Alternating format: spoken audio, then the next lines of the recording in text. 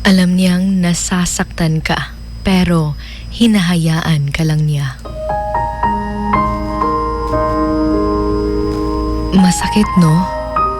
Yung tipong nagmahal ka at ang gusto mo'y mahalin ka rin niya, pero hinahayaan ka lang sa tuwing nasasaktan ka. Mahirap yung hinahayaan niyang lumipas ang araw na may tampuhan kayong dalawa. Masakit at mabigat sa damdamin yung matutulog kang humihikbi at mabigat yung nararamdaman, tas kinabukasan akala mo magiging okay ka na magiging okay na kayong dalawa, pero ganun pa rin pala. Mahirap pag pinapairal ang pride sa isang relationship. Yung nakakalimutan yung pagmamahal yung dapat mangibabaw.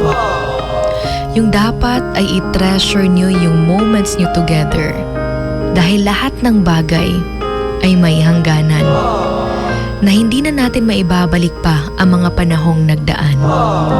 Minsan, nasasanay na lang tayo na nasasaktan, na nafe-feel natin na hindi pala tayo importante sa kanya, na nakakapagod din pala.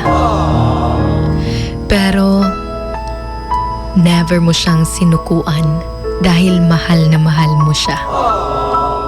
Sa mga mahilig, manakit at mga paasa, hindi ibig sabihin na palagi kanyang iniintindi, hindi na siya nasasaktan. Minsan, ayaw niya lang masira yung pagsasamahan niyo, kaya hinahayaan niya lang. Masakit lang sa pakiramdam yung nagiging lamang na yung pain kesa sa love. Yung pagising mo, unti-unti na palang hindi mo na siya gusto. Pero at some point, hindi mo rin naman masisisi yung sarili mo at hindi mo rin naman siya dapat sisihin. Tandaan na wag mo siyang binabalewala, dahil baka dumating yung panahon na kailangan mo na siya, ay doon na siya mawala. Sabi nga nila, sometimes you will never know the value of a moment until it becomes a memory. So treasure each moment with your partner and take time to ensure that the memories you both build is a memory that you will be proud of and look back with a big smile.